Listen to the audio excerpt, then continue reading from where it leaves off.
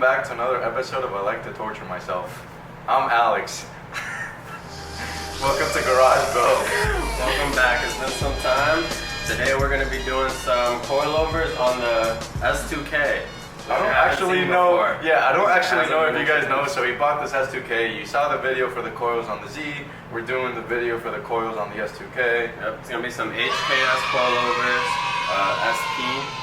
And the car has some kind of janky eBay coilovers that we just had to get rid of. So, just gonna show you guys how to put these in. It's up. It's on jack stands. Like you see, we already switched one out just to see the fitment and whatnot. And so now we're gonna show you guys how to do the passenger side. All right, real quick, I'm gonna show you what the tools you need. You need your chair.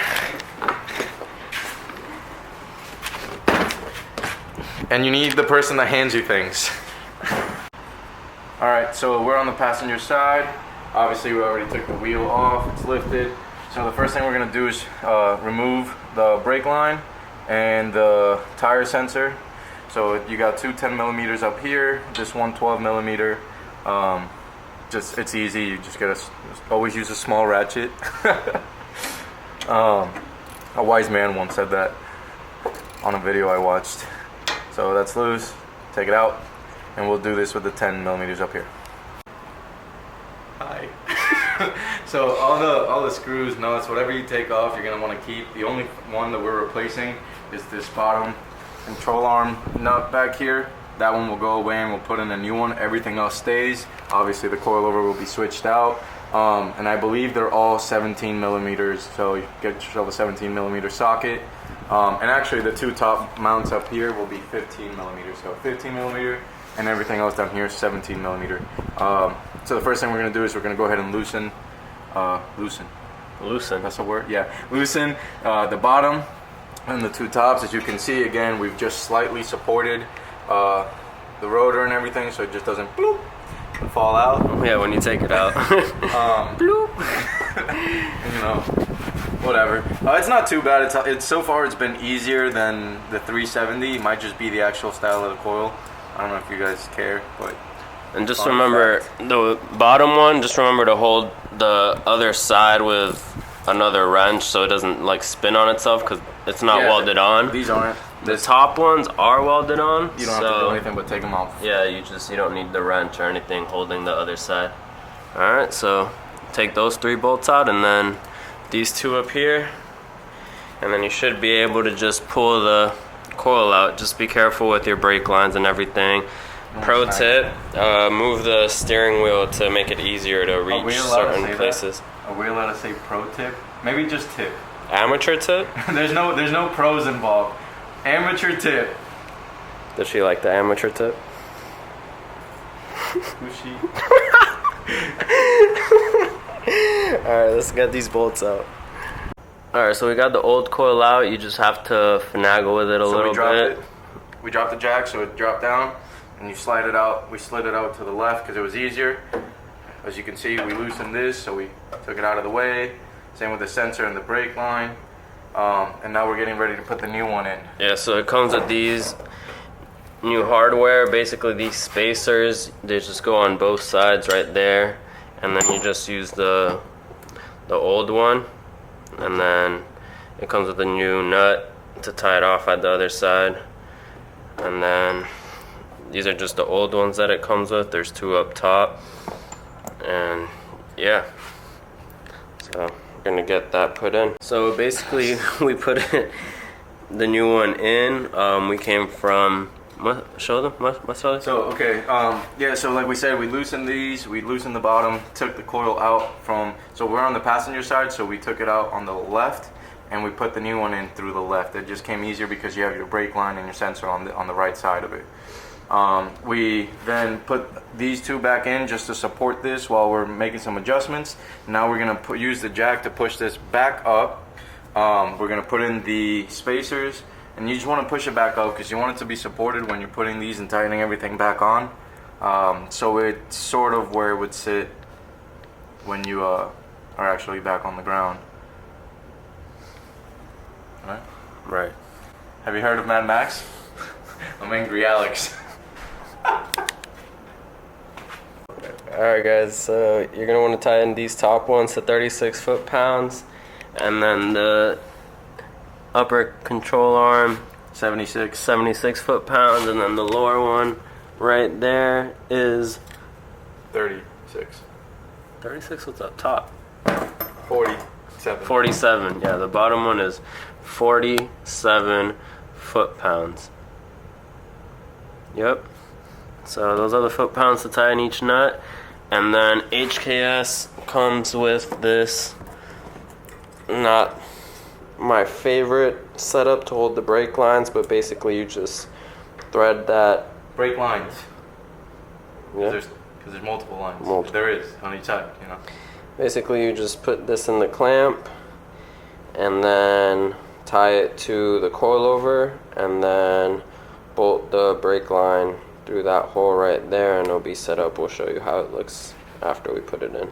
But not the best, but the coilover itself is awesome and looks awesome so far, so yeah.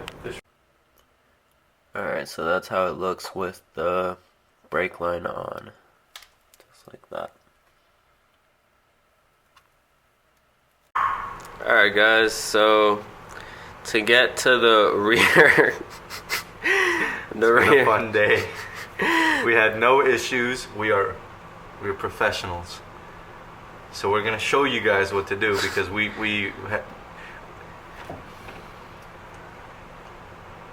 it is 8 o'clock. We started this project at noon. It's not that complicated. We had lunch in Now, between. 10 millimeter. So basically you're doing this because the coil is right there. 10 millimeter, 3 8 millimeters. Right? So take the gas cap off. You got 1, 2, and 3 right here. Take off this 8 millimeter so you can move this. That's a 10. Or sorry, a 10 millimeter out of the way so you can move that and get to the top of the coilover to loosen it. Yep, that's what you gotta do to get to the top of the coil. In the rear of the driver's side, passenger side's much easier. It's just right there. You just gotta take all the lining out and the spare tire. Alright, so we're here at the rear, and it's just like the front. You just gotta get that lower control arm, and on the other side you hold it with a wrench. On the rear you also have to get these end links out, which we already did, as you can see, because you needed like 2 hands. You use an Allen key. You put it on in the center of the bolt, and then you use the wrench to loosen it. Yep, so this goes in that hole. When it's in there, this bolt will be in there, and you, like you said, you have to stick the Allen key inside of there and then unscrew it to hold it in place. It's kind of difficult. He almost killed me. No big deal, but it's kind of difficult. But that's just so you can push down when you put in the new coil. You'll be able to have more wiggle room to get it to line up and everything. Alright, we're gonna get it in. Alright guys, so for the rear driver's side, it comes with this little thing to be able to adjust it after you get it in, since it's a hassle with the fuel thing. Why does that? I hope no one sees your face. It's gonna come with a little tiny Allen key. There's 2 nuts on each side. Nuts. 2 bolts. I'm tired. You just unscrew them and then screw them back in. There's one. You showed me. I know. They're too small. I don't think they would have seen it. But yeah, you just throw it in with that, and it will go right through the fuel thing there. I know it's a little dark, but like we said earlier, just unscrew the bracket and the 3 bolts in the fuel cap, and it doesn't come out. It's just to like be able to wiggle it, basically, to make some room when you take the coil out and put the new one in. Alright, so when you got your new coil in, that's how the little thing is going to stick out of it, so you could adjust it in the future. And then you're going to tighten up the 2 bolts to 36 foot-pounds. Yep. And then don't forget to retie in your fuel system, and that's how you tie in the top. Alright, so that's how it looks all tightened up. Just remember, down here it's 47 foot-pounds, and yeah, that's all it is, and that's how they look when they're done. Alright guys, so after installing both coils in the front and the back, this is how it sits. So it's about 2.5 fingers from the fender. So it sits kind of low, but not like too slammed on the stock HKS like settings, like how they sent it. You could make it lower if you'd like, and this is how it sits in the back from, you know, not messing with it too much. We will adjust it as needed for performance, but and back here it's about 2 fingers from the fender, maybe like 1.5, depending on how chubby your fingers are or skinny. So yeah, that's how it looks. I'm really happy. I took it for a drive. It handles really well. I'm overall happy with the quality of everything. I feel more planted to the ground. I feel really good on the turns. I just need an alignment basically, but yeah, it feels really good. I'm really happy with them and I recommend. Thank you guys for watching.